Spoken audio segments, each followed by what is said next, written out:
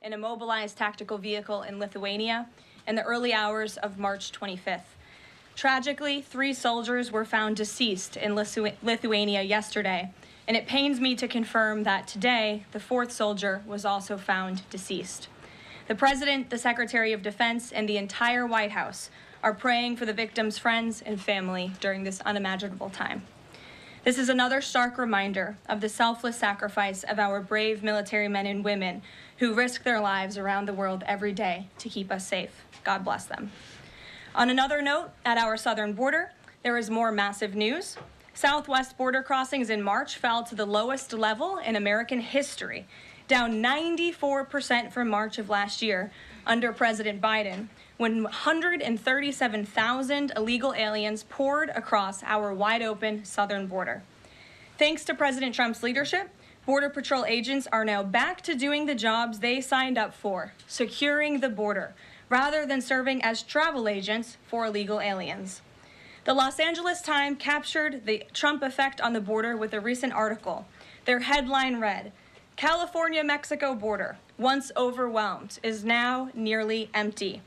With so few migrants coming into the U.S., they wrote, "Shelters that once served migrants have completely closed." Deportations of illegal aliens who threaten the safety of the American people are also continuing at a rapid pace. Over the weekend, the United States military transferred a group of 17 violent criminals from the Tren de Aragua and MS-13 terrorist organizations to El Salvador. And an illegal alien who was released by the Biden administration into our country was just arrested in Georgia and charged with the horrific killing of Camelia Williams, a mother of 5 and grandmother. The suspect has now been indicted on charges of malice murder, felony murder, aggravated assault, rape, aggravated sexual battery, and necrophilia, which, for those who don't know, necrophilia is a sexual obsession with a corpse. This suspect was ordered to be removed in July 2023, but the Biden administration allowed him to stay. This case represents the ruthless murderers, rapists, and pedophiles who Joe Biden and Democrats let into our country over the past 4 years through our southern border. They should have never been here in the first place. Keep this in mind the next time you see Democrats protesting future illegal alien removals from our country. President Trump is focused on fulfilling his greatest obligation, to keep the American people safe and to defend our country from violent invaders. Looking ahead to tomorrow, April 2nd, 2025, will go down as one of the most important days in modern American history. Our country has been one of the most open economies in the world, and we have the consumer base hands down, the best consumer base. But too many foreign countries have their markets closed to our exports. This is fundamentally unfair.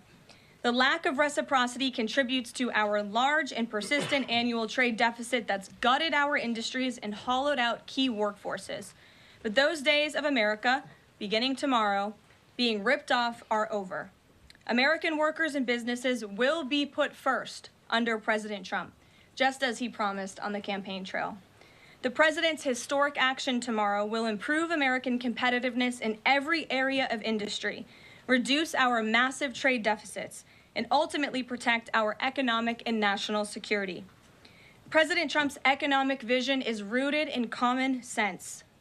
America will offer companies the lowest taxes, energy costs, regulations, if they make their products right here in the United States and hire American workers for the job. It's simple. If you make your product in America, you will pay no tariffs. We have already seen a number of the largest companies in the world respond to this economic approach. For example, Project Stargate, led by Japan-based SoftBank and US-based OpenAI and Oracle, announced a $500 billion private investment in the United States-based artificial intelligence infrastructure. Apple announced a $500 billion investment in U.S. manufacturing and training. NVIDIA announced it will invest hundreds of billions of dollars over the next 4 years in U.S.-based manufacturing. And the Taiwan semiconductor manufacturing company, TSMC, announced a $100 billion investment in U.S.-based chips and manufacturing. These are just a few of the investment announcements that have already been made, and it is clear that President Trump's America First approach is already working.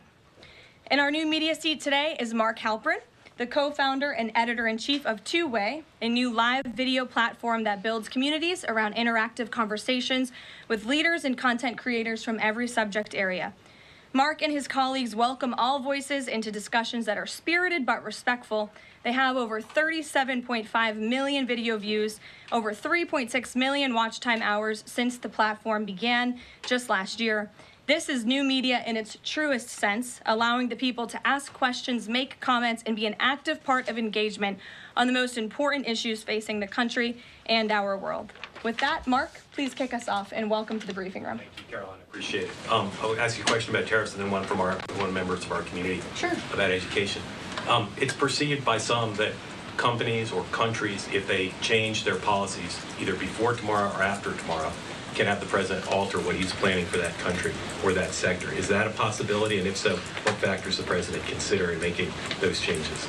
Well, the ultimate change for these companies and these countries, Mark, will happen when they decide to do business in the United States of America. And as I just laid out, they will face no tariffs at all if these companies choose to invest here in the United States and to move their production and their manufacturing here to the United States as well. As for tomorrow, the president will be addressing the decades of unfair trade practices that have ripped our country off and American workers off. It has hollowed out our middle class. It has destroyed our heartland, and the president is focused on reshifting our global economy to ensure that America is once again the manufacturing superpower of the world. So if they do something today or later in the week that's a pledge for future activity, would that be good enough potentially to alter the policy? Again, the president has been looking at the very unfair trade practices of the past. Certainly, the president is always up to take a phone call, always up for a good negotiation, but he is very much focused on fixing the wrongs of the past and ensuring that American workers have a fair shake. So if someone calls after tomorrow and says, hey, I'm ready to make a change, he'd be open to that? The president is always open to taking calls. Okay. A question from one of our community members. Katie Reeves is a school teacher in Wisconsin. She's taught K-8 in public, independent, private, and private schools. And here's what she wanted me to ask you. She says, I see the elimination of the Department of Education as an excellent first step in the improvement of our school system. Do you see any further role the federal government can take beyond this, possibly in promoting the expansion of voucher programs or reducing the influence that teachers' unions hold over our schools? Well, first of all, I want to thank Katie for her service to our country and our nation's children. Being a teacher is the most noble profession that we believe one can have. And the president said in his remarks when he signed the executive order to dismantle the Department of Education that he loves our teachers. And in part, this order is to empower our teachers to have greater decision making in the classroom. Nobody knows our nation's children and our students better than our teachers who are with them every single day. As for the federal government's role, to get to the heart of Katie's question, the president has made it clear to Linda McMahon that we need to find other places within our federal government for critical programs regarding education. Pell Grants, Title IX, lawsuits, etc., civil rights lawsuits, all of that are critical functions, special needs programs, nutrition programs, but there are other places throughout the federal bureaucracy where those things can happen and work. The Department of Education has been a very bloated bureaucracy. We spent trillions of dollars on this department, and for what? Our children are worse off as far as education goes today than they were when this department originated, and that's very concerning to the president. So, the two issues she cited are those priorities for the president: school education choice, vouchers, and diminishing the role of teachers' unions. The president is very supportive of both of those things, particularly when it comes to school choice. He has said that school choice is the civil rights issue of our time, and he wants every child, regardless of zip code, socioeconomic status, how much money their parents have, to be able to go to the school of their choosing that best suits their educational needs. And he is going to empower state and local leaders to make those decisions on behalf of our nation's children. Thanks for being here, Mark. Jeff. Just changing subjects for 1 second. The administration has expressed a complete confidence in how all the deportation flights to El Salvador were conducted. But now that the administration has conceded that there was an error of one Salvadoran national, will there be any reviews conducted?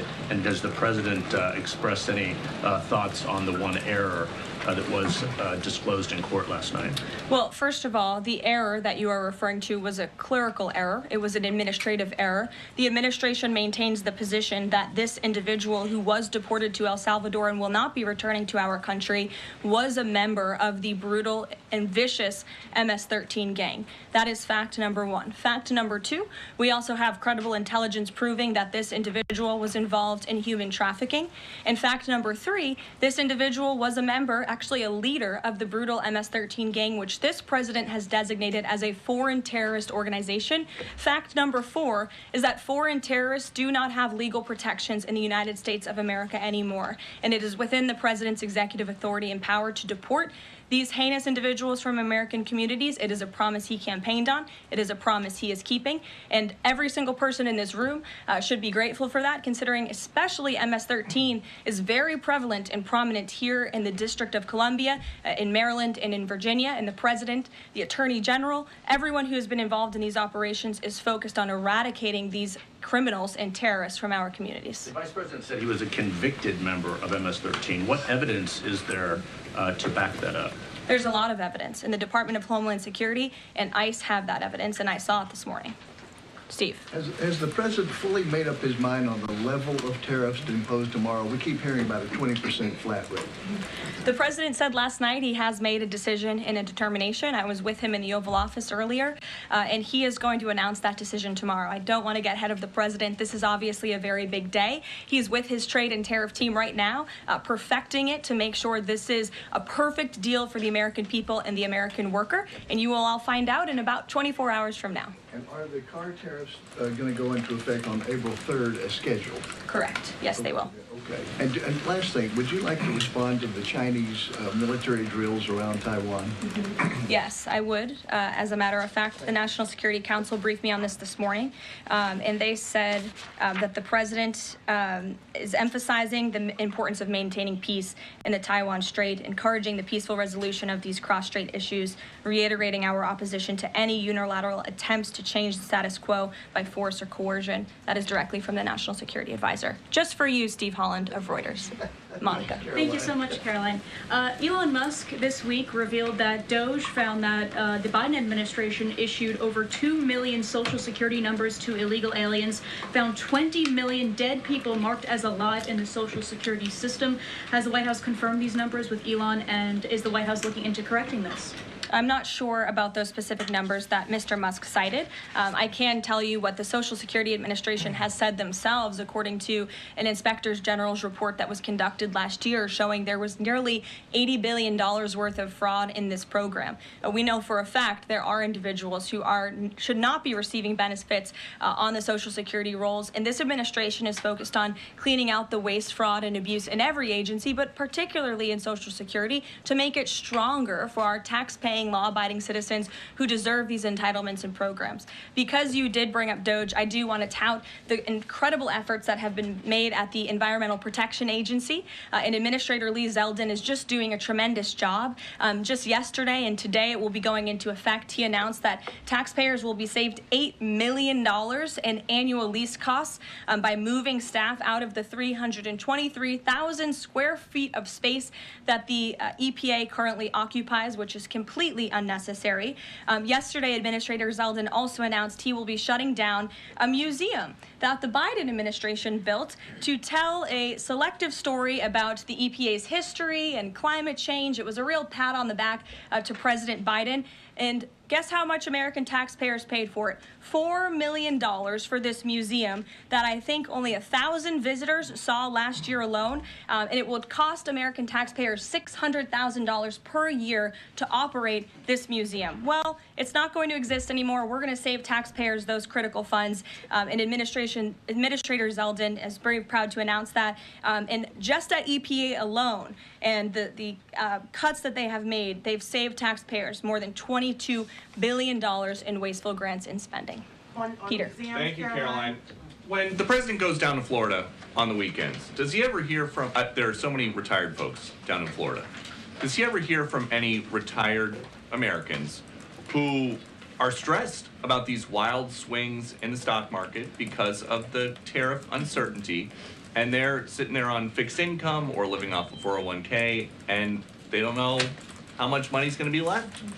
Well, certainly they are legitimate concerns, and the president takes those concerns very seriously, and he's addressing them every single day. And tomorrow's announcement is to protect future generations. The senior citizens you mentioned, it's for their kids and their grandkids to ensure that there are jobs here in the United States of America for their children to live the American dream, just like they presumably did. And as for their worries about their 401ks, their Social Security, I just addressed Social Security. This president is always going to protect it for our tax-paying senior citizens. As for their 401ks, look at what President Trump did for you in his first term. He is working on implementing that economic formula every single day by lowering inflation, lowering energy prices, massive deregulatory efforts, while simultaneously effectively implementing tariffs. And they'll hear more about that announcement tomorrow. And you said that the president right now is with the trade and tariff team. They are very confident that this is all going to work. But what if they're wrong?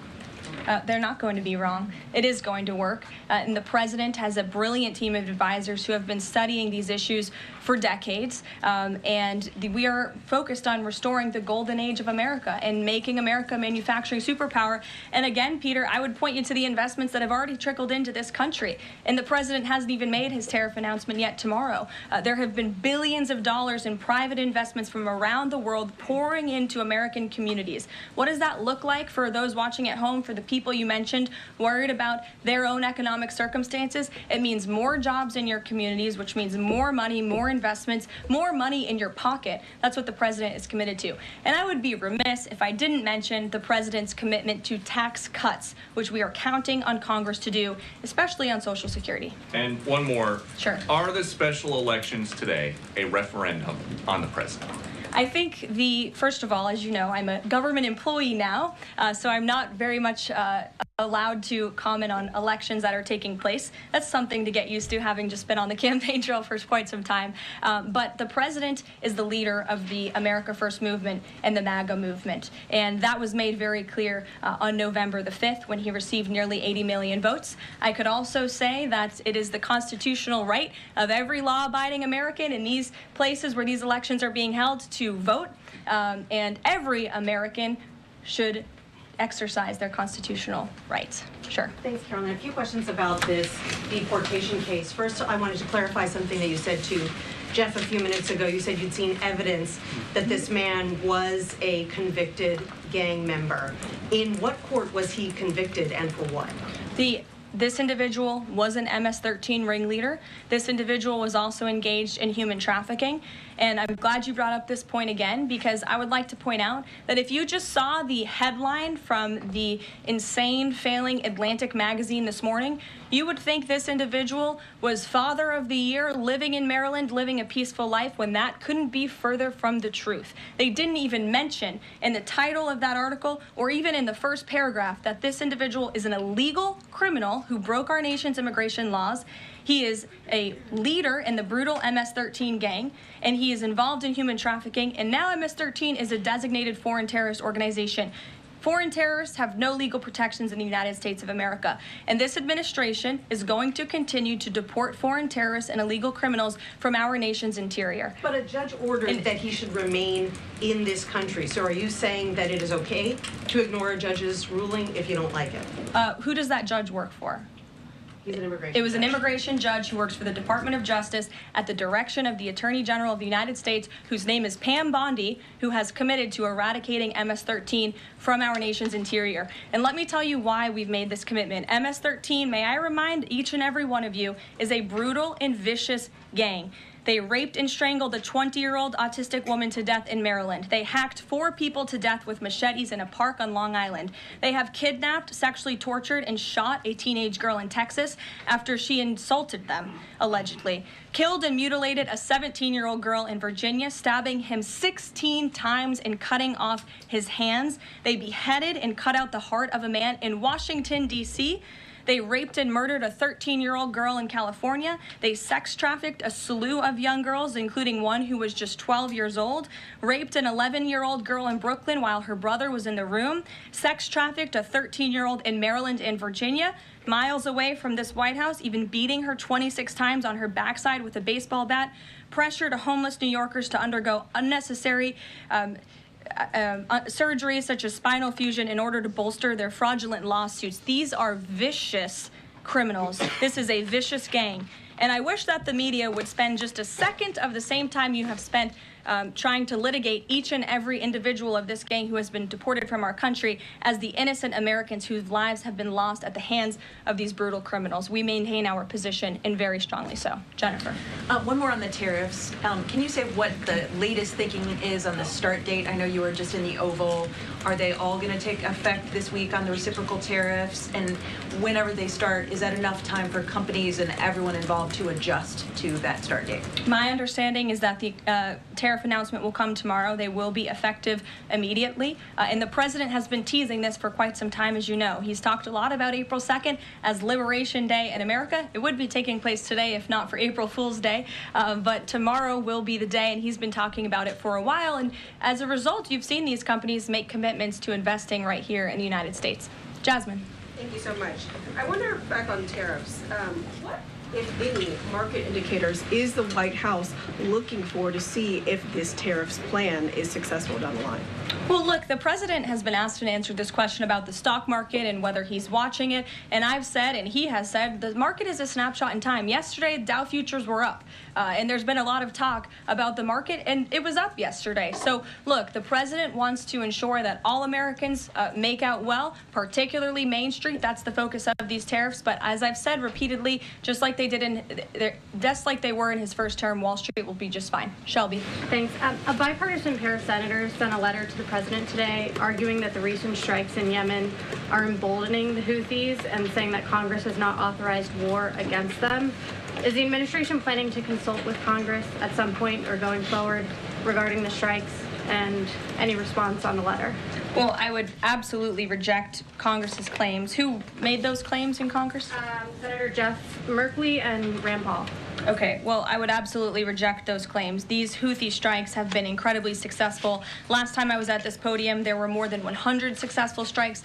There have now been over 200 successful strikes against the Houthis. Iran is incredibly weakened as a result of these attacks, and we have seen they've taken out Houthi leaders. They've taken out critical members who were launching strikes on naval ships and on commercial vessels, and this operation will not stop until the freedom of navigation in this region is restored, which is a critical principle, and this president stands behind our Defense Department, who's doing a tremendous job. And are they going to, is the White House going to confer with Congress going forward on this? I would have to ask our team here at the White House, but the president is well within his authority, as is the Secretary of Defense. Again, these are defensive strikes. The Houthis have been launching attacks on U.S. naval vessels and commercial ships for quite some time.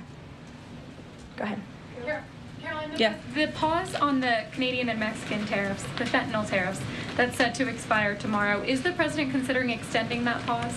Look, I will let the president speak on the specifics of the tariffs tomorrow. But as for fentanyl, we have seen this has certainly caused a national security crisis here in the United States. Fentanyl continues to be the #1 killer of young people in this country, and the president is very much focused on that. Deanna.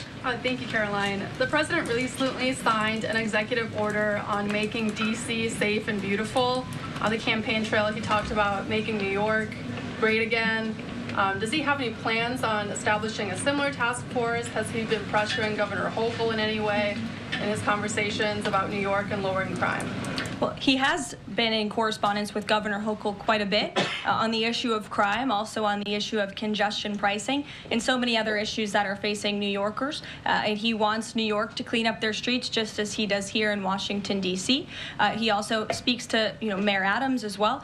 So he's engaged with state and local leaders across the entire country to ensure they're doing their part to help American citizens in each and every state, regardless of if it's a red state or a blue state. And then a question on Russia. Yesterday, the Russian government said that their new goal is 160,000 conscripts for the war. Has the president seen that number? And does he have any response given his recent conversations on peace talks? Well, I can tell you what the president said last night, and that is he is frustrated with leaders on both sides of this war. He wants this war to end. There are men that are dying on both sides, and it's been going on for far too long. Our team continues to be engaged with the Russians as we are with the Ukrainians, and the president continues to be very, very much engaged on this topic every single day. Caroline. Sure. Caroline, Sure. The president said over the weekend that he couldn't care less if prices went up on foreign cars because people buy more American cars. There's been consensus from a lot of economists that these tariffs could raise prices on other goods as well. Is the president comfortable with Americans on Main Street paying more because of these tariffs? The president is doing everything he can, and this entire administration is doing everything we can to bring down the cost of living in this country. An inflation mess that was fueled by the previous administration's reckless spending, overburdensome regulations that this administration is focused on slashing every single day. I just read you a statistic just from the Environmental Protective Agency alone. We're saving taxpayers money that's ultimately going to drive down inflation, and we're unleashing the might of our energy industry, which will bring down prices as well. To the heart of your question, because this is very important to the American people, you should trust what this president did for you in his first term. He effectively utilized tariffs while driving down inflation. It was a record low 1.4% when he left office, and he's focused on getting back to that. It's unfortunate the previous administration left us in this mess. Sure. Representative Anna Paulina Luna left the Freedom Caucus over their lack of support for her bill that would allow new parents to proxy vote around 12 weeks around the birth of their baby. Does the president support that bill? I'm not sure. I haven't actually talked to the president about that bill, but I certainly can and can get a take on if he supports it or not. Thank you. And one more. The D.C. Circuit ruled last week that the president can fire holdover Biden appointees of independent agencies. Will this ruling empower President Trump to dismiss more federal employees? Well, the president has given the responsibility to his cabinet secretaries to hire and fire at their respective agencies, and they reserve that right. You saw the Secretary of Health and Human Services announced more layoffs today. This is all part of the administration's effort for a mass reduction in force in the federal bureaucracy here in Washington, D.C. to save American taxpayers money. As for agencies within the president's executive authority, the president retains that right. And we've seen there have been bureaucrats at some of these agencies that have been trying to act independent. They need to remember who they work for. It's the executive of the executive branch. You look at the United States Institute of Peace, for example. There was a little bit of a standoff with bureaucrats over there who didn't want to realize who they work for, and that is Donald Trump. And President Trump is focused on streamlining these agencies to save American taxpayers money, and he has every right to do that. Caroline. Sure. Go ahead. Thanks, Caroline. Yeah. In Gaza, the bodies of 15 rescuers have been found in their sort of ambulances where they were apparently killed by Israeli forces. Just wondering if the White House is going to be calling on Israel to investigate that and to try and avoid similar casualties involving rescue workers in the future. Well, as for the specific situation you just mentioned, I'll talk to the president about it and our national security team. What I can tell you is what I've spoken with the president on. He very much remains committed to backing Israel, and it was only because of this president and his team's leadership that we had a temporary ceasefire in Gaza, that we were able to bring many hostages home. And the president made it very clear to Hamas, you get the hostages out, all of them, or there will be hell to pay. And Hamas is certainly witnessing what it feels like for all hell to be paid, and the president supports Israel's right to defend itself. Any progress at all on a ceasefire at the moment as far as the president's concerned? The president and his team continue to be engaged on this every single day. Sure. Go ahead, Tim. So I'm just wondering, related to that, if you have an approximate date for the president's first foreign trip. I think there was a little confusion yesterday about what month he was talking about. And then will he need a ceasefire to be in place or closer, either in Gaza or in Ukraine, before that takes place? Mm-hmm. The president will be heading to Saudi Arabia in May. As for specific dates and details, we will be reading those out to you as soon as we possibly can. I know our teams are working on the details of that trip. And then again, as for a ceasefire, the president's made it clear that's what he wants to see in Russia and Ukraine, and his team continues to be engaged on it every day. And Kelly. Signal, you said case closed yesterday. Do you, as that case was closed, do you have anything that you can share about what was learned, how this can be avoided in the future, any sort of findings from that investigation? The case is closed, and the president continues to have confidence in his national security advisor. Yes, Kelly. Kelly. Thanks, Caroline. So Sorry, the president Ed. has said... Ed, I'll come to you after. The president I'm said... glad you're so eager to ask a question. It's Liberation Day. Yes, it is. Caroline, the president has said foreign countries and companies will eat the cost of tariffs. In his speech on Inauguration Day, he said, quote, instead of taxing our citizens to enrich other countries, we will tariff and tax foreign countries to enrich our citizens. Right. So then why did he have to tell the domestic automakers not to raise prices? Well, that was a private conversation that was had. I'm not sure if that comment was made or was not made. But as for what the president said in his Inauguration Day speech, he's absolutely correct. A tariff will be a tax on these foreign nations, these foreign companies, and if they want to be absolved of that tariff, then they can come here to the United States of America to do business, bring their jobs here. Edward, go ahead. Thank you. So Canadians have been negotiating with the Commerce Secretary over the trade, the tariffs. How many companies are mutually talking with the U.S. or countries are mutually talking with the U.S. to lower tariffs? I don't have a specific number, but I can tell you there have been quite a few countries that have called the president and have called his team in discussion about these tariffs. But again, there's one country the president cares most about, and it's the United States of America, and doing what's best for the people who elected him to this office to restore their jobs, their wealth, and their prosperity. I'm looking at the clock. I have a hard out today. I have a hard out today because I'm actually heading over to the State Department with the First Lady of the United States. She will be delivering remarks at 1 o'clock this afternoon at the 19th International Women of Courage Award ceremony with our great Secretary of State, Marco Rubio, that starts at 1. This is the 5th year Mrs. Trump is participating and standing with brave women leaders who embody American values abroad. And the First Lady in her remarks today will highlight the profound connection between the love and courage that will be shown by this year's honorees. I encourage everybody to tune in at 1 o'clock, and then we'll see you all tomorrow for Liberation Day. Thanks, guys. Thanks, Caroline. All right, so what